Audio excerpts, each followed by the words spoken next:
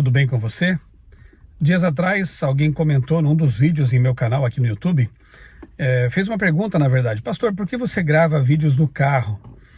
Vamos lá, uma pequena explicação. Na verdade, eu não tenho um estúdio, um local apropriado para gravações de meus vídeos. Você percebe que às vezes eu gravo em minha biblioteca ou na minha sala de trabalho, geralmente ali no horário de almoço, quando tudo fica mais tranquilo, quando o telefone não toca, o corredor fica silencioso. Então os vídeos que eu gravo em minha sala, em meu escritório, eu faço isso no horário de almoço.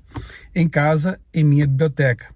Mas eu prefiro muitas vezes gravar no carro, porque a acústica é melhor, fica aqui um ambiente silencioso, a iluminação é natural e por esse motivo, então, às vezes eu gravo também no carro. Neste momento, eu estou passando uma semana de férias aqui em Santa Catarina, Criciúma, na casa de minha mãe, visitando minhas irmãs também, aqui os meus amigos na minha cidade.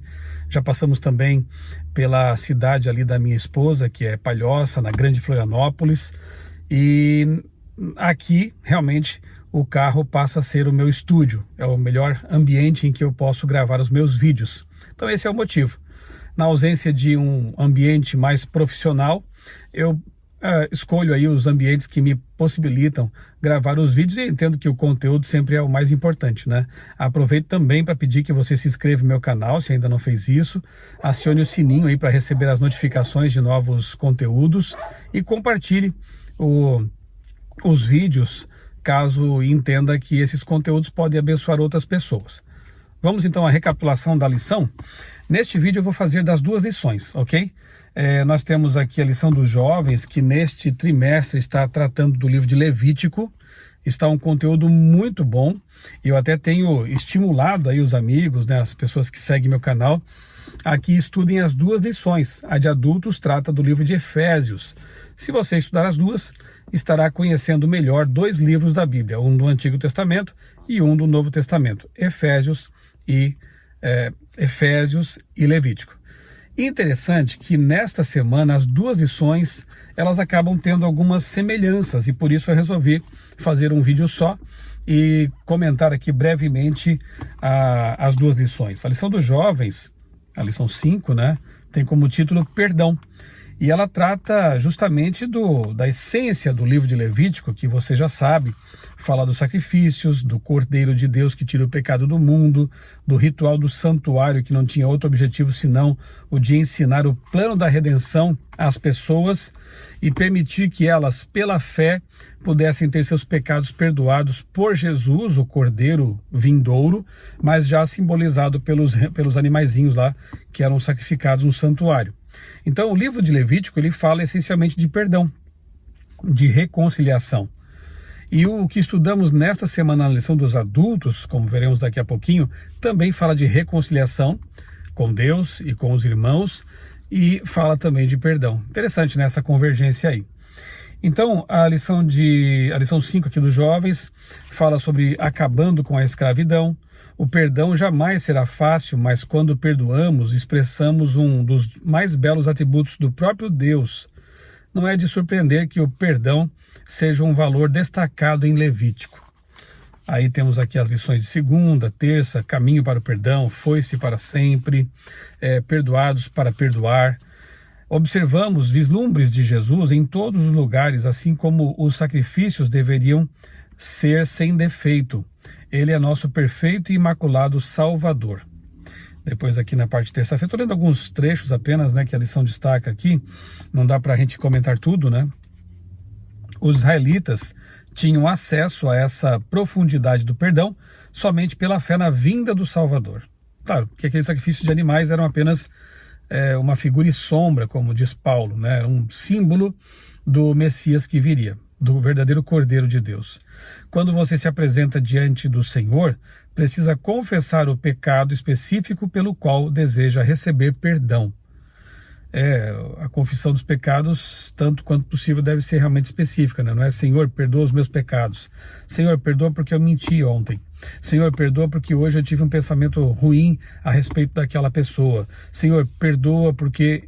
E assim a gente menciona os pecados de maneira específica e entende o que nos levou a cometer aquele ato pecaminoso. E assim recebe o perdão de Deus se o arrependimento foi verdadeiro, né? Na cruz, Jesus levou sua culpa e, com o próprio sangue, pagou a dívida integral por seus pecados, intencionais ou não intencionais.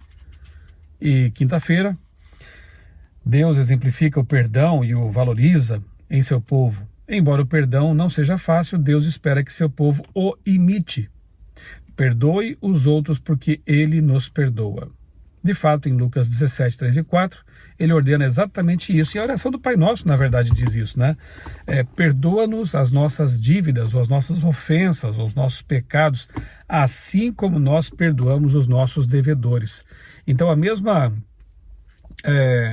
disposição, a mesma atitude que Deus tem para conosco, nós temos que manifestar para com o próximo. É fácil? Não. Nem sempre é fácil.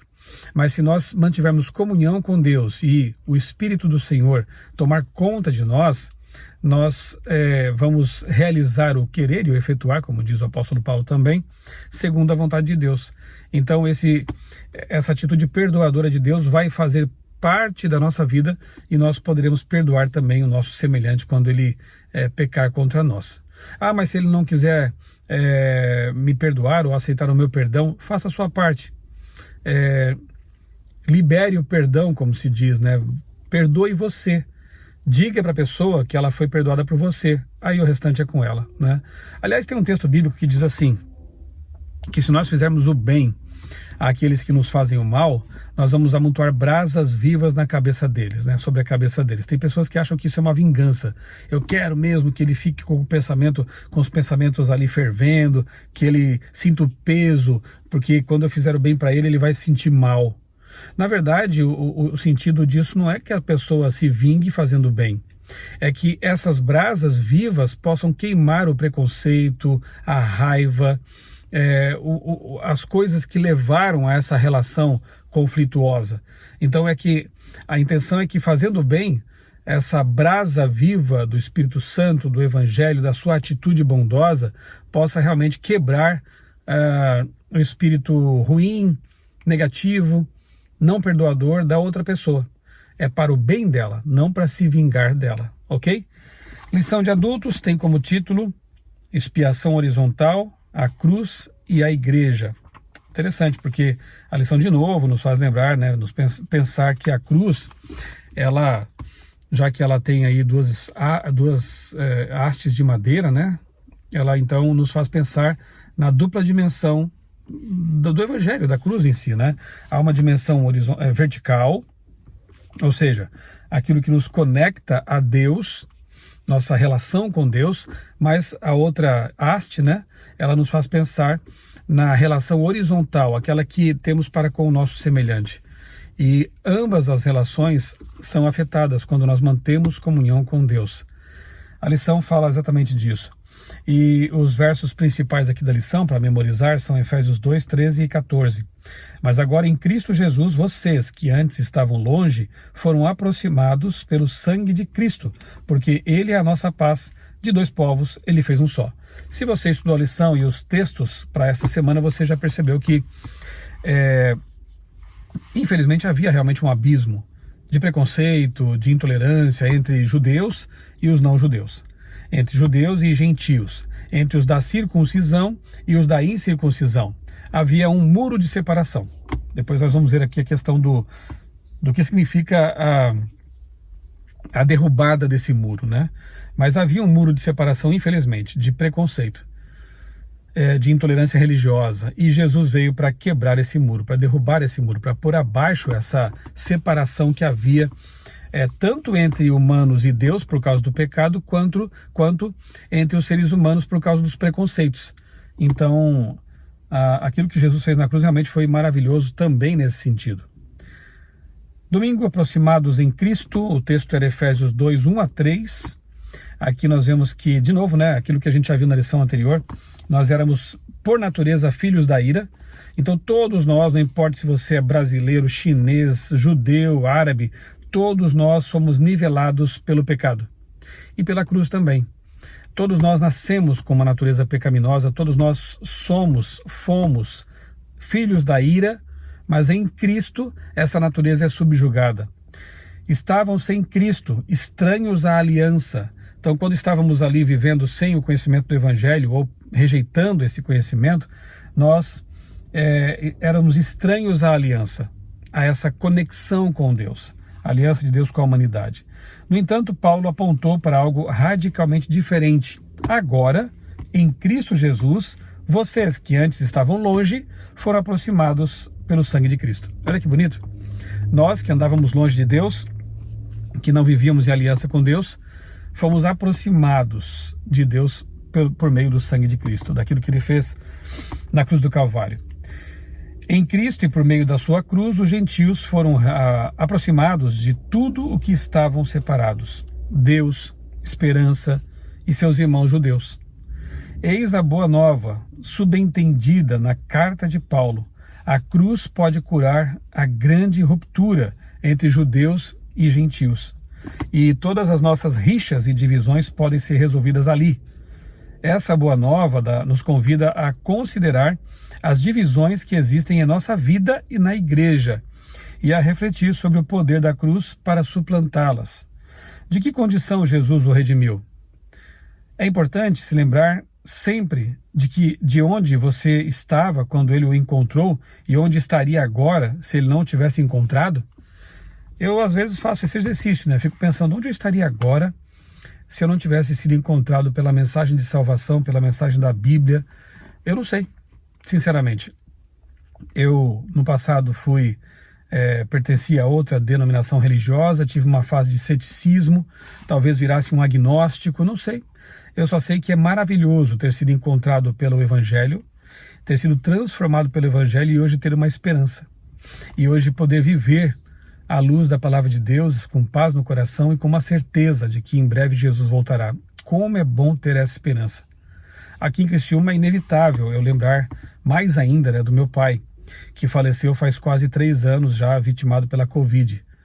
Tudo aqui me lembra dele, né? O quintal para onde eu estou olhando agora, né? Árvores que ele ajudou a plantar, um sistema aqui de captação de água de chuva que ele desenvolveu. Meu pai era muito engenhoso, né? E agora meu sobrinho transformou numa piscina aqui no quintal, né? Então tudo aqui me lembra, né? O carro aqui ao lado, você está vendo aqui um pedacinho dele, né? Aqui pertenceu ao meu pai. Então, eu acho que seria desesperador pensar que eu nunca mais encontraria meu pai se eu não tivesse a esperança da ressurreição que eu aprendi na Bíblia e que Jesus me mostra que é real, porque ele mesmo ressuscitou, e eu já falei sobre isso em várias palestras. Há muitas evidências de que Jesus de fato ressuscitou e está vivo. Eu falo com ele todos os dias, eu sinto a presença dele e eu tenho certeza de que um dia eu vou reencontrar meu pai. Então essa esperança nos traz paz ao coração, nos traz estabilidade emocional, nos traz um sentido para a vida. Como é bom ter essa esperança. E se todos os cristãos, todos os membros da igreja, todos os membros de uma família, um casal, buscasse a Deus de todo o coração, orando todos os dias, lendo a Bíblia, eles seriam cada vez mais parecidos com Jesus e parecidos um com o outro, se for um casal, por exemplo. Quanto mais o marido e a esposa buscam a Deus, mais parecidos eles se tornam entre si, porque eles vão se parecer com Deus. Quanto mais a igreja foca nessa comunhão com Jesus, na missão, menos tempo terá e disposição terá para rixas, para divisões, contendas, essas coisas aí que às vezes atrapalham, às vezes não sempre, né? Atrapalham a pregação do evangelho e o cumprimento da missão. Portanto, quanto mais perto de Cristo, mais parecidos uns com os outros e menos discórdia haverá na igreja entre o povo de Deus. Satanás não está tão preocupado se você devolve o dízimo, se você guarda ou não o sábado. Ele está preocupado com a sua comunhão com Deus de modo especial. Claro que ele quer fazer você quebrar o sábado, você não ser fiel nos dízimos e ofertas, você não frequentar os cultos. É claro que ele quer fazer isso. Mas, principalmente, o diabo está interessado em impedir que você tenha tempo para Deus. Porque ele sabe que essa relação íntima com Deus é transformadora. E aí você poderá ser mais semelhante a Jesus. Todos sendo mais semelhantes a Jesus, serão mais semelhantes uns aos outros e haverá paz na igreja. Haverá unidade, mesmo em meio a uma grande diversidade que caracteriza o povo de Deus, né? Segunda-feira, reconciliação, o presente de Deus que vem da cruz. E aí os textos são aqueles que falam de remissão de pecados. e que dizem também, né, Efésios 4:32, que Deus perdoou vocês. Olha só que interessante aqui, né, a semelhança com o tema da lição dos jovens desta semana, né, o perdão. Deus nos perdoou. A cruz removeu o que parecia ser o estado permanente de hostilidade em que judeus e gentios eram inimigos jurados. No lugar da hostilidade veio a reconciliação. Era plano de Cristo reconciliar ambos em um só corpo, com Deus por meio da cruz. E de fato, né, a igreja cristã primitiva foi um milagre maravilhoso, porque ali havia judeus, ali havia gregos, gentios, pessoas de outras nacionalidades. O próprio Lucas, né, o evangelista Lucas não era um judeu. Ele escreve, inclusive, seu evangelho para uma mentalidade mais grega, né? Então, é a maravilha do evangelho. Houve situações difíceis, discussões, né? São seres humanos, como nós também somos, e às vezes acontecem também essas coisas na própria igreja, mas porque buscavam a Jesus, essas rixas ou essas discordâncias, elas eram superadas. Paulo teve uma vez uma situação ali de discussão com Pedro, né? Eram seres humanos, tinham suas lutas também, mas em Jesus eles encontravam a concórdia, a paz, a harmonia. Paulo ousou imaginar a poderosa obra de Cristo na cruz impactando os relacionamentos, não apenas entre indivíduos, mas também entre grupos e de pessoas. Ele a imaginou invadindo nossa vida e destruindo as divisões, dissolvendo as brigas e renovando nossa comunhão e compreensão uns com os outros.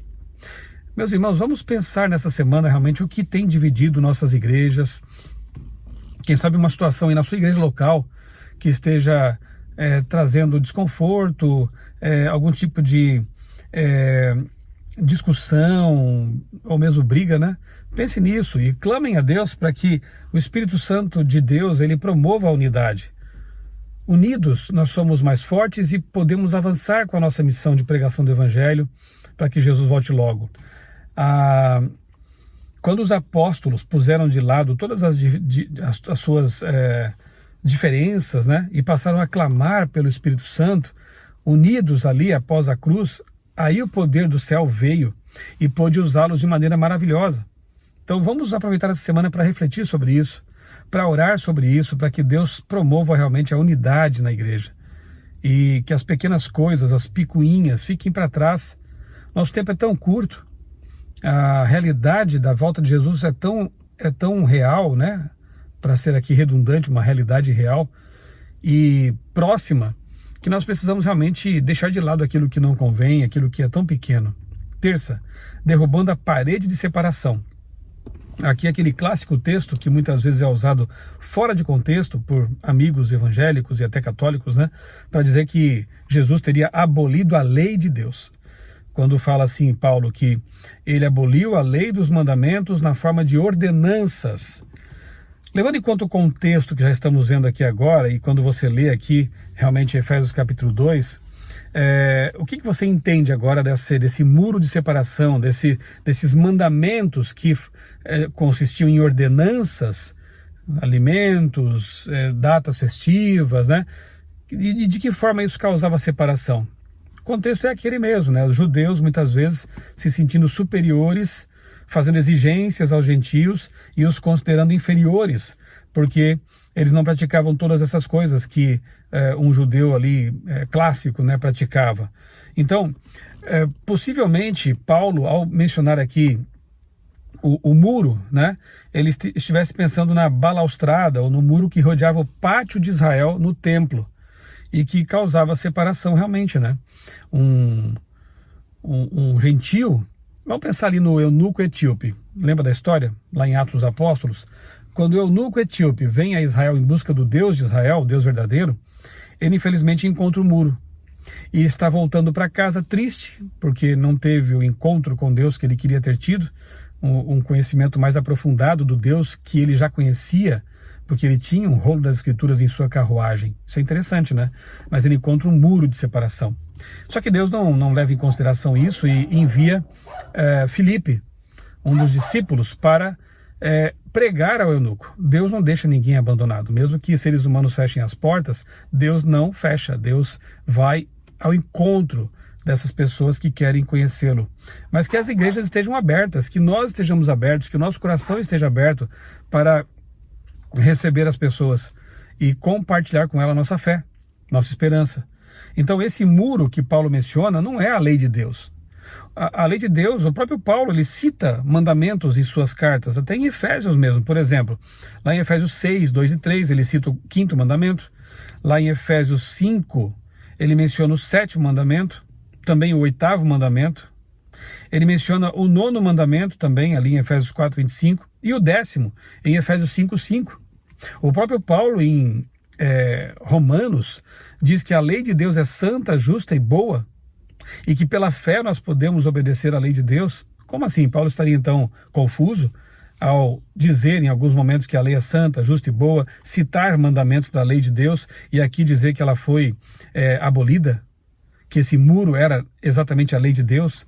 Não, o muro tinha mais que ver com as cerimônias ali da Torá, do Antigo Testamento, que eram colocadas como condição e causavam realmente separação. Quando o judeu achava que isso o tornava melhor, isso causava separação.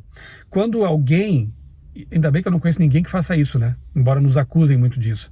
Quando alguém afirmar, por exemplo, ou se alguém afirmasse que o sábado é um mandamento que tem que ser guardado para a pessoa ser salva, isso causaria uma separação. Até porque é uma afirmação falsa, não verdadeira, porque a lei de Deus ela é guardada por amor, por aqueles que já estão salvos. A salvação é pela graça e a obediência à lei é feita por amor. É uma resposta. Senhor, o que queres que eu faça? E os mandamentos de Deus são bons para nós. Jesus guardou a lei de Deus. Lucas 4,16 diz que ele guardava o sábado. Paulo guardou os mandamentos de Deus e também, inclusive, o sábado. Inclusive, quando encontrava ali uma cidade em que não havia sinagoga, não havia local para ele se reunir com outros crentes, ele ia, por exemplo, como em Atos 13, né? Ele ia para a beira de um rio e ali ele fazia o seu culto, mantinha sua comunhão com Deus em dia de sábado. Então, é preciso entender o que realmente encontrou seu cumprimento na cruz e o que é eterno e permanente. O que encontrou seu cumprimento na cruz? Obviamente, os sacrifícios de cordeiros. Lá na cruz morre o cordeiro verdadeiro de Deus. Para que continuar sacrificando cordeiros no templo? Então essa cerimônia encontra o seu cumprimento na cruz do Calvário, por mais importante que ela tenha sido. Nós temos ali na cruz do Calvário, quando Jesus morre, as ofertas não são mais necessárias no templo, né? Porque Jesus é a própria oferta. A circuncisão foi tornada não necessária para os gentios, mas a lei de Deus não tem relação com a história de pecado. Perceba que o santuário e suas cerimônias, as ordenanças do santuário, lá do antigo santuário de Israel, elas foram dadas após o pecado, para resolver um assunto ligado ao pecado. A lei de Deus, ela já existe antes do pecado, e ela é perfeita, como dizem vários salmos, né?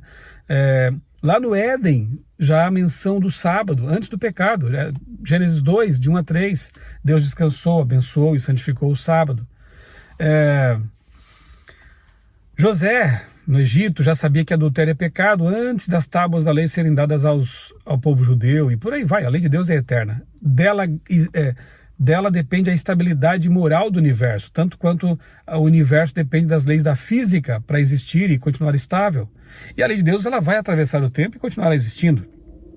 Enquanto as cerimônias ligadas ao pecado não mais existirão, não tem mais por que existir após a redenção final, mas é dito em Isaías 66 que os remidos continuarão guardando o sábado, por exemplo, na nova terra. Na nova terra, no céu, milênio, na nova terra, continuará sendo pecado, caso alguém fizesse isso, né? Adorar outros deuses, tomar o nome de Deus em vão, trair, que é o conceito do adultério, roubar, mentir, cobiçar, quebrar o sábado e por aí vai. Então isso sempre continuará sendo reprovado pela lei de Deus. Graças a Deus, na eternidade, as pessoas vão guardar a lei de forma natural, como os anjos faziam antes do pecado, antes da rebelião de Lúcifer, e nem se darão conta de estar fazendo isso, porque será tão maravilhoso viver com Deus e fazer a vontade dele, que isso será naturalmente, a obediência à lei será algo natural, como sempre foi antes do pecado. Então, por favor, entenda que abolir a lei dos mandamentos na forma de ordenanças não tem nada a ver com abolir os 10 mandamentos. Ou hoje seria então natural e aceitável adulterar, roubar, matar, mentir, adorar imagens e os demais mandamentos? Ou a questão é só o sábado? Muitas vezes, quando a gente começa a conversar com amigos evangélicos, a gente percebe que a questão é sempre o sábado, né? Eles, embora digam que a lei foi abolida, eles vão admitir que todos os mandamentos são válidos, mas quando chega na questão do sábado, isso vira polêmica. É lamentável, né? Porque é um mandamento abençoado, tanto quanto os demais. É uma bênção poder ter um dia na semana, o dia que Deus escolheu, obviamente o sétimo, né? Para dedicar-se a atividades em família, na igreja, um dia para não se preocupar com o ganho, com atividades seculares. É uma bênção, e eu já guardo o sábado há 30 anos.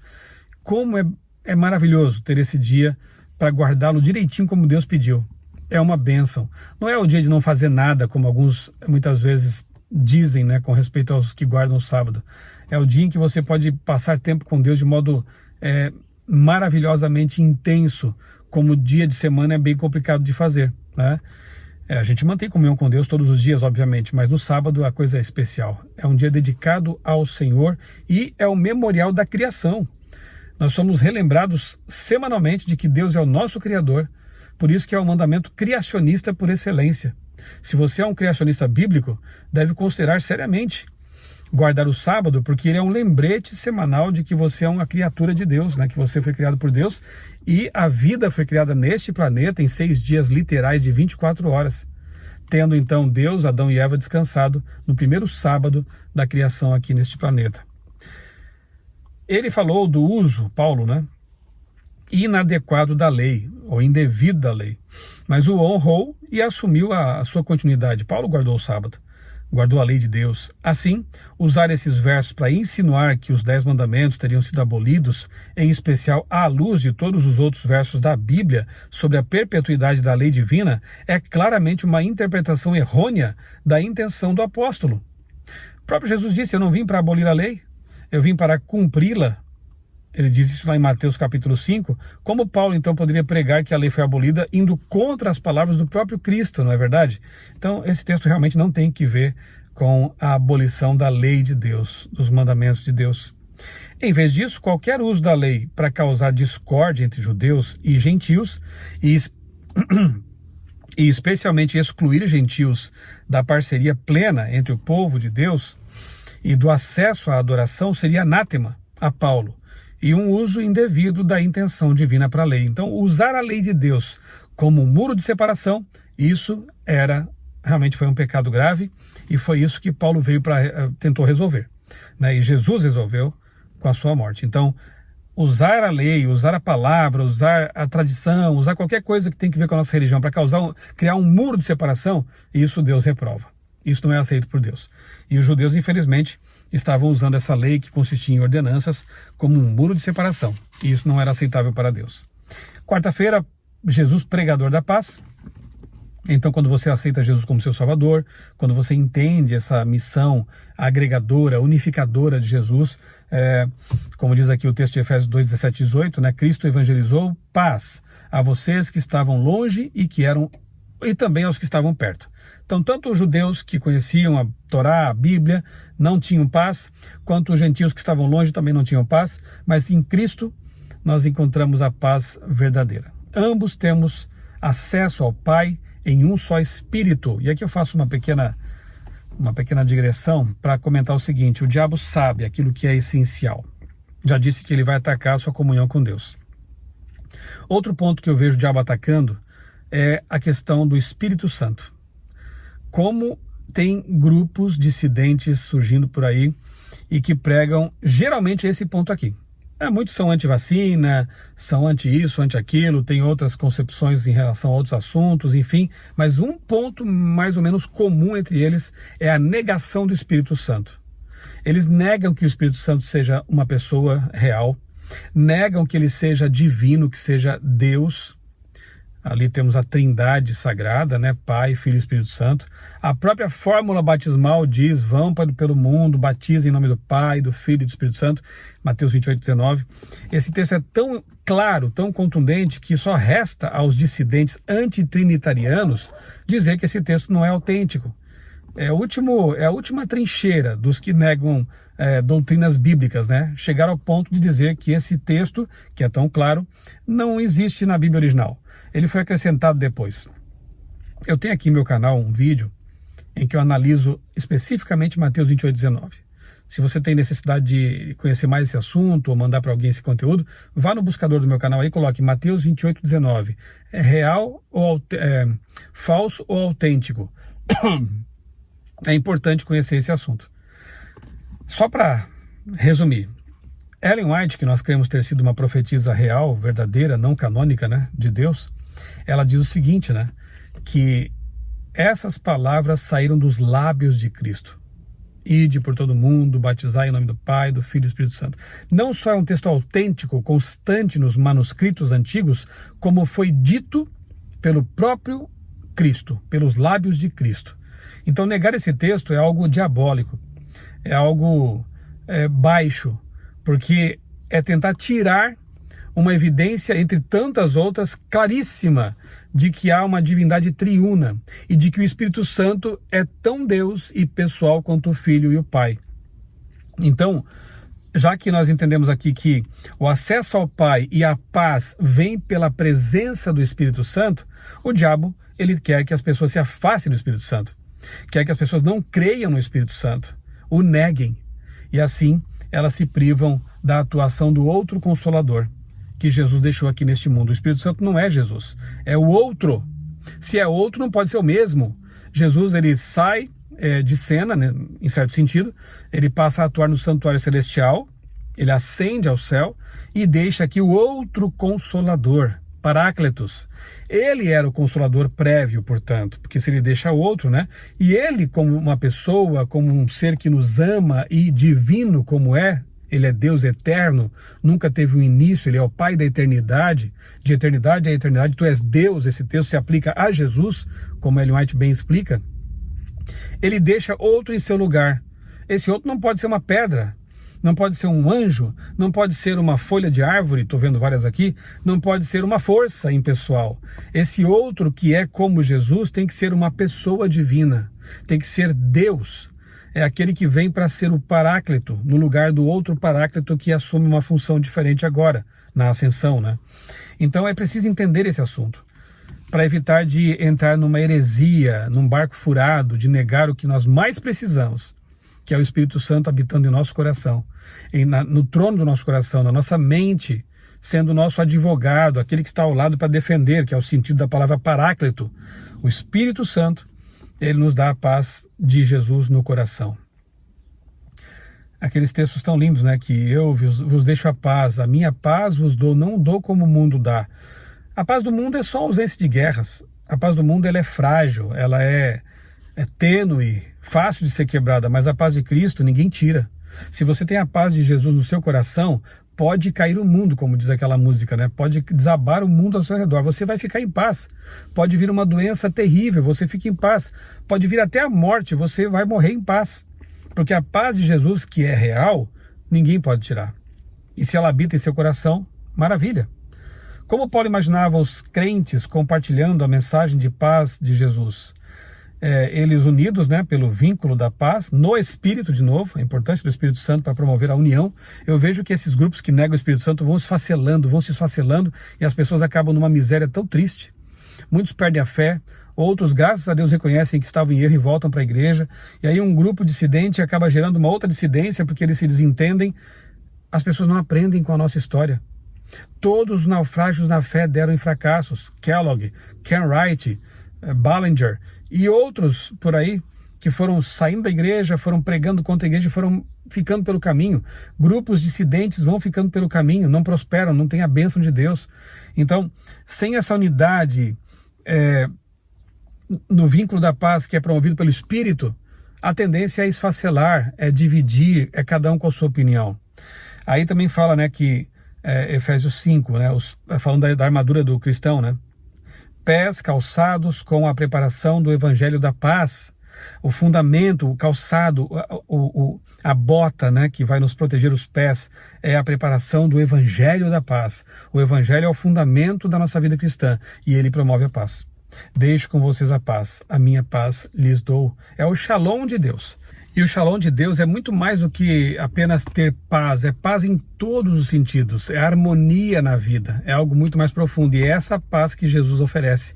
Ele harmoniza a nossa vida, ele promove a saúde física, mental e espiritual.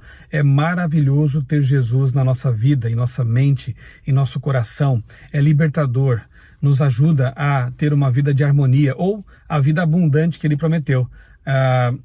Eu vos deixo uma vida com abundância, Jesus disse, né? É isso que ele nos oferece. Quinta-feira, a igreja, um templo sagrado. E aqui nós somos lembrados de que Jesus é a pedra angular. Ele tem que ser o fundamento da igreja. Jesus é o centro da igreja. A morte de Jesus tem benefícios verticais no estabelecimento de nosso relacionamento com Deus e horizontais na consolidação de nosso relacionamento com os outros. Aquilo que eu falei no começo, né? A cruz nos faz pensar na relação vertical com Deus e na horizontal com os semelhantes. Se essa aqui está bem, essa aqui também estará bem. E mais, antes banidos da adoração no pátio de Israel, no templo, como o eunuco etíope, lembra? Eles, os gentios, não só ganharam acesso, mas se tornaram materiais de construção para o novo templo, para a morada de Deus no Espírito. Efésios diz, né, que nós não temos apenas acesso ao templo que antes era vedado, era impedido. Nós agora somos partes de um templo vivo. Que bonita essa inversão, essa comparação que Paulo faz, né? Vocês não tinham acesso ao templo por causa do preconceito, mas agora vocês são o templo de Deus. Então a igreja, ela é comparada ao corpo e também aqui é comparada ao templo de Deus, um templo vivo. Morada de Deus no Espírito. Então que nós possamos ser realmente, cada um de nós, um tijolinho vivo nesse templo e assim viver em paz com Deus, em paz com o semelhante e atrair as pessoas, não importam quem elas sejam, para que elas possam ter assim, experiência transformadora com Deus na igreja, na nossa casa, em nossa vida, né? E que nós possamos ser multiplicadores dessa paz que Jesus nos oferece. Vamos terminar com uma oração? Querido Deus, bondoso Pai, obrigado, Senhor, por mais esse estudo da lição, que nos aproxima da Tua Palavra e do Deus da Palavra, que és Tu mesmo. Obrigado, Senhor, pelas promessas que encontramos nas cartas de Paulo, de modo específico, esta carta que estamos estudando, a de Efésios. E obrigado também pelos ensinamentos que estamos obtendo do livro de Levítico, no Antigo Testamento, por meio da lição dos jovens. Obrigado por esses materiais que nos dão mais entendimento, compreensão da Tua Palavra.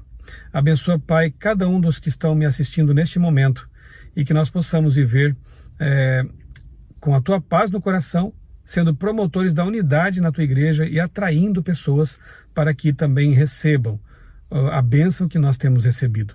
Nós oramos e agradecemos tudo em nome do Senhor Jesus. Amém. Um grande abraço para você, Deus abençoe a sua vida e abençoe grandemente a sua família.